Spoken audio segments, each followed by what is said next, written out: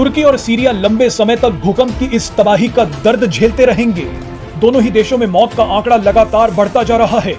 दोनों ही देशों को जो नुकसान हुआ है उसकी भरपाई कोई नहीं कर सकता, लेकिन इसे कम जरूर किया जा सकता है। इसीलिए दुनिया के कई देश तुर्की और सीरिया को मदद भेज रहे हैं, चाहे फिर वो विरोधी या दुश्मन देश ही क्यों ना हो। भारत के तुर्की के साथ ज्यादा अच्छे संबंध नहीं हैं, लेकिन फिर भी तुर्की को मदद भेजी जा रही है। बिल्कुल ऐसा ही इजराइल के साथ भी है। इजराइल भी विवाद और झगड़े भूलकर तुर्की और सीरिया को मदद भेजना चाहता है, लेकिन अचानक सीरिया ने इजराइल से मदद लेने से इनकार कर दिया है। एक अखबार में सीरिया सरकार के एक बड़े अधिकारी के हवाले से कहा गया है कि हमने इजराइल से ना तो मदद मांगी है और ना ही हमें इजराइल से मदद चाहिए।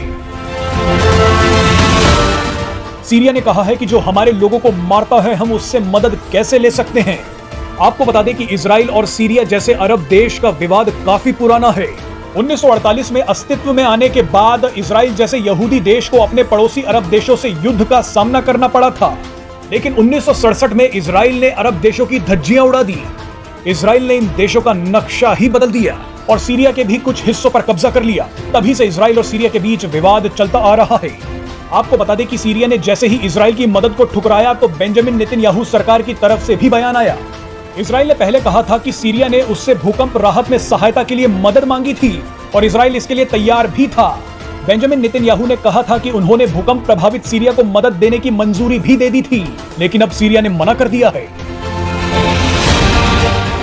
बहरहाल इजराइल और सीरिया में जो भी विवाद हो, लेकिन यहाँ भारत की भूमिका काफी बढ़ गई है। सीरिया मदद के लिए भारत की तरफ देख रहा है। भारत सीरिया को मदद भेज भी रहा है। भारत सरकार ने सीरिया के लिए एक विशेष विमान के माध्यम से 6 टन आपातकालीन राहत सामग्री भेजी है, जो सीरिया में पहुंच भी चुकी है। मदद की इस खेप में पोर्टेबल ईसीजी मशीन, रोगी मॉनिटर और दवाइयों जैसी जरूरी चीजें शामिल हैं। भारत वर्षों से सीरिया को मानवीय मदद प्रदान करता आया है। कोरोना महामारी के दौरान भी भारत ने सीरिया को दवाइयां भेजी।